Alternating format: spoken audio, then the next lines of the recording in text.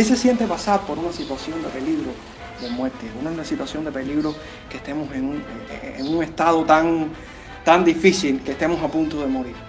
Quizás una enfermedad o quizás, no sé, un atraco, que nos vayan a atracar y que estemos a punto. O quizás estar en una tormenta en el mar y que de pronto se arme un tornado, de pronto se arme un ciclón y que estemos con las olas a más de 2 o 3 metros de altura.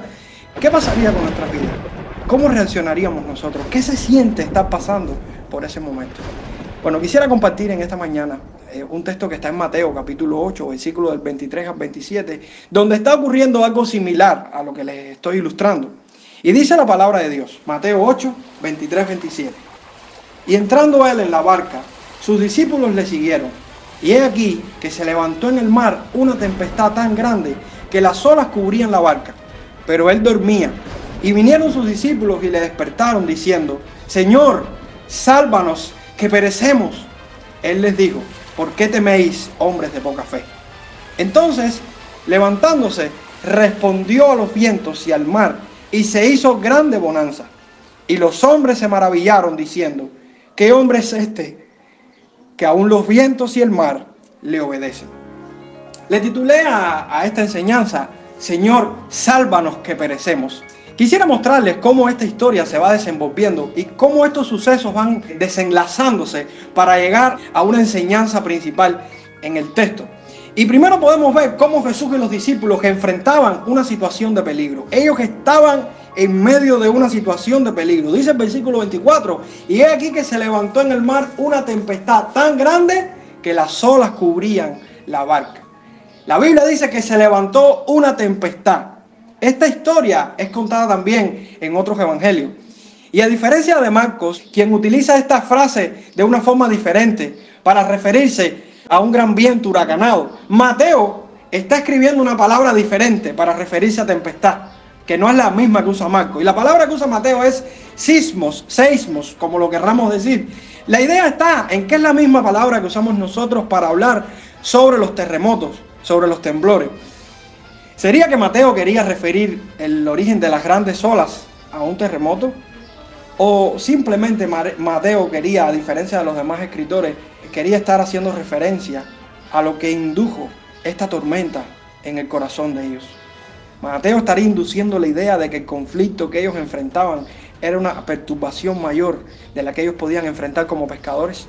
Debemos recordar que estos hombres eran pescadores. También vemos cómo las olas cubrían la barca. Las olas cubrían la barca y alcanzaban la altura de la barca. Fíjense que el texto dice, las olas cubrían la barca. Me imagino esa barquita en medio del mar de Galilea y cómo esas olas pasaban por encima de la barca, remontaban por encima de la barca. ¿Cómo se vería ese pequeño barco? Nos hemos podido imaginar. De modo que podemos deducir en esta primera verdad que Jesús y los discípulos estaban enfrentando una situación de peligro. Y la situación de peligro es que se había levantado una tormenta, una tempestad, que las olas eran tan fuertes que cubrían la barca. Una tempestad que aparentaba temor, que aparentaba desesperación, que aparentaba tristeza. Pero vamos a ver qué es lo que viene pasando, porque Jesús y los discípulos reaccionan a esa tempestad. Jesús y los discípulos reaccionan a esta situación de peligro. Lo interesante que nos muestra el escritor es que Jesús reacciona de una forma y los discípulos reaccionan de otra. Por ejemplo, dice el versículo mismo 24 al final, cuando está describiendo que hay una tempestad, que Jesús dormía. Y la forma en la que está escrito no es que Jesús tuvo un sueño, es que Jesús continuaba durmiendo en medio del embate del mar. Algunos dicen que Jesús estaba muy cansado, quizás por los discursos que había dado anteriormente. Y puede ser que estuviera cansado. Pero ante una tormenta que arreciaba constantemente con sus olas a tal magnitud, ¿cree usted que ese sueño podría mantenerse? Yo creo que aquí está pasando algo importante. Y es que Jesús dormía y las olas no pudieron despertarlo simplemente por el hecho de que Jesús estaba confiado en el Señor. Usted se puede imaginar los gritos de los discípulos gritando por el temor. Usted se puede imaginar el agua cayendo sobre Jesús porque dice que las olas cubrían la barca. Al menos Jesús se salpicaba por las olas. Usted puede imaginarse ese barquito en medio del mar, en medio del lago, cuando las olas lo movían y lo tambaleaban para todos lados. Ahí cualquiera se hubiera despertado. Y por muy cansado que estuviera Jesús, si el problema de Jesús era el cansancio, de seguro Jesús se hubiera despertado. A mi parecer, más que cansancio, había tal confianza en Jesús que le permitía descansar como si estuviera en un jardín de flores con árboles frutales al sonido de las aves. Increíblemente, poder ver a Jesús durmiendo en una situación tan difícil, tan adversa a la vida humana, tan compleja a la lógica humana, y Jesús descansando como si estuviera en un bosque con sus amigos en un momento de descanso. Esas son las ironías que a veces a mí me sorprenden, porque estamos viendo ahora un contraste tremendo entre Jesús y los discípulos. Y según el verso 25, y vinieron sus discípulos y le dijeron: Señor, sálvanos que perecemos. Al contrario de Jesús, estos hombres que estaban totalmente desesperados. ¿Qué le pasó a estos hombres experimentados en el mar? No estaban en el océano Atlántico ni en el Triángulo de las Bermudas, donde dice que se pierden muchos barcos y muchos aviones. Era una tormenta en un lago que solo mide 20 o 21 kilómetros de largo por 11 o 13 kilómetros de ancho. Estos hombres experimentados en el mar estaban enfrentando una tormenta mayor. La tormenta de su incredulidad, hermano. La tormenta de su desconfianza. La tormenta de su desesperación. Yo creo que el problema mayor que tenían estos hombres no era la tormenta que estaban enfrentando, sino era la desconfianza y la incredulidad en Dios y en el Jesús que estaba en su barca. Hay algo que me gusta de los discípulos, porque no todo es malo, ¿no? Y hay algo que me gusta de los discípulos, es cómo ellos reaccionan ante esa tormenta. Y gracias a Dios, discípulos al fin reaccionaron. Ellos le dicen a Jesús: Señor, sálvanos que perecemos.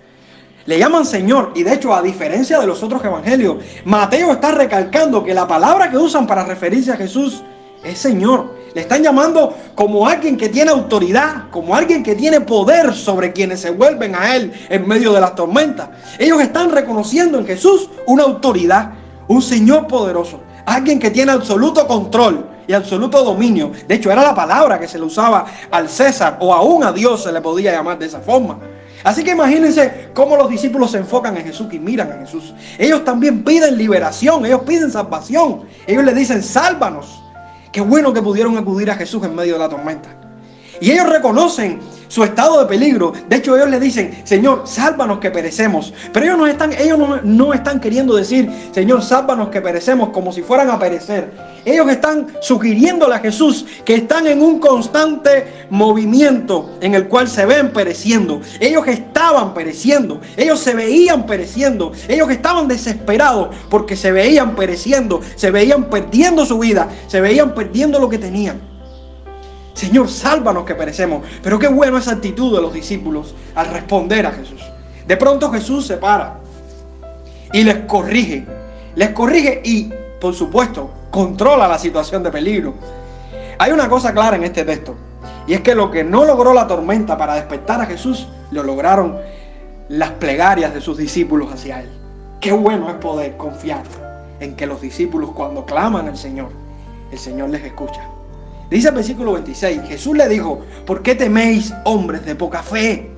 Entonces, levantándose, reprendió a los vientos y el mar, y se hizo grande bonanza. Jesús les corrige, pero les corrige con un propósito: para despertar su fe. ¿Por qué teméis, hombres de poca fe? ¿Cómo es posible que estos testigos no tuvieran toda la fe y estuvieran atemorizados? ¿Cómo es posible? Porque si nosotros leemos el capítulo 8 de Mateo y el capítulo 9, estamos viendo cómo a lo largo de estos capítulos el Señor, de una forma o de otra, les está dando pruebas y les está dando evidencias de que Él es poderoso para sanar enfermos. Él es poderoso para sanar la suegra de Pedro. De hecho, sana a la suegra de Pedro, sana al siervo del centurión. Y vamos viendo ahí todos los eventos que vienen pasando con Jesús y cómo Jesús da muestra y da testimonio de que Él tiene poder suficiente para calmar las tempestades. Él tiene poder suficiente para hacerles ver a ellos que deben confiar y creer en Él. El énfasis que podemos ver en este texto es a que Jesús nos está llamando a tener fe, a tener confianza en Jesús.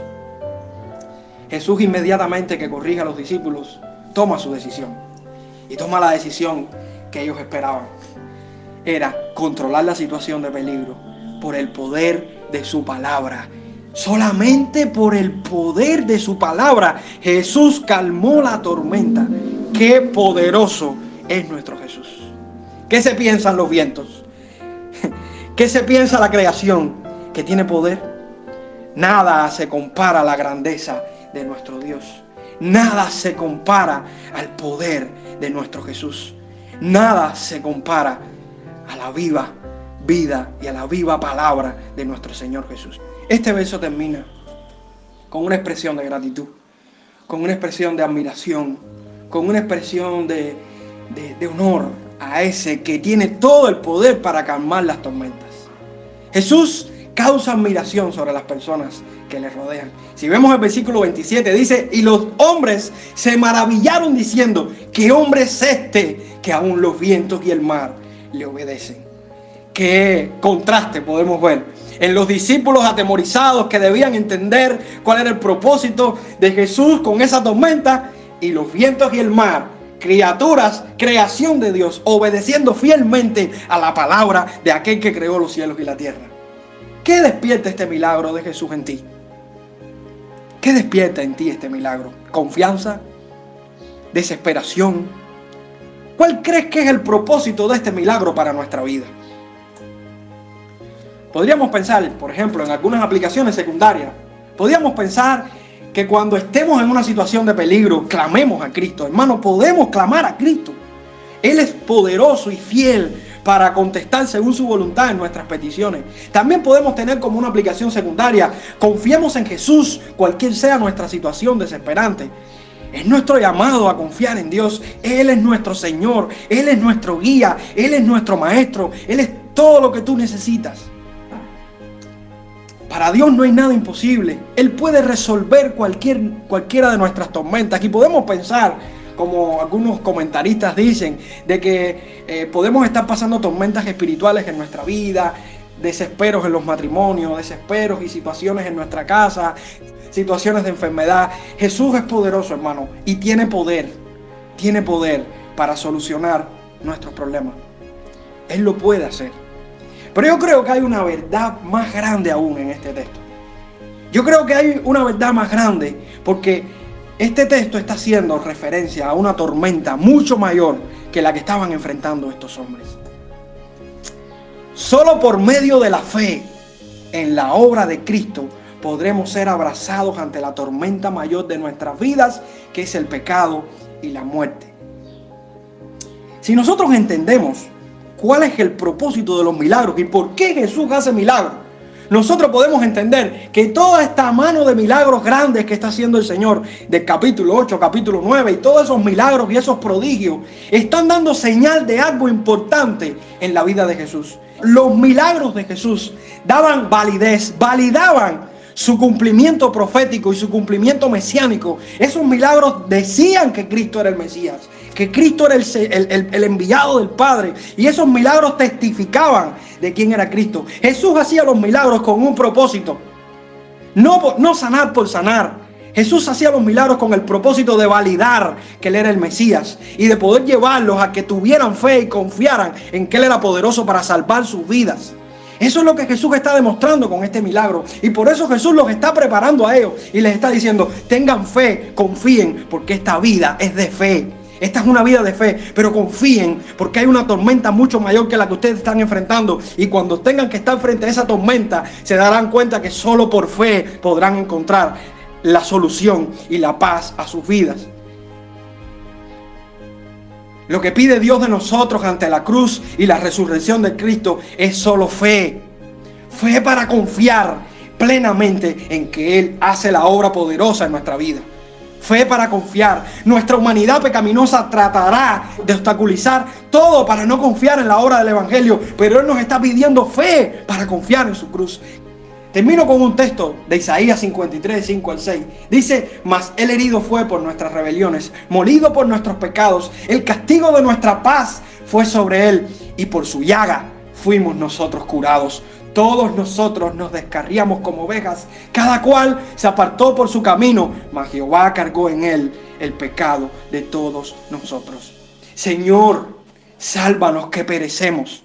Señor, sálvanos que perecemos. Te pregunto, ¿qué vas a hacer ahora? ¿Vas a poner tu fe en aquel que puede perdonar tus pecados, en aquel que recibió la ira de Dios en esa tormenta de la cruz para salvarte? ¿Vas a poner tu fe en aquel que resucitó y nos resucitará un día? Te reto en esta mañana, te reto a que tengas fe en Jesús, te reto a que confíes que Él es suficiente, y si Él puede hacer los milagros y sanar las tormentas y sanar los enfermos y romper todo yugo, Él tiene poder para salvar tu alma si vienes a Él en fe y arrepentimiento. Yo sé que Él vive, yo sé que Él vive, y tú lo sabrás si Él tiene fe en Él. Señor, sálvanos que estamos pereciendo.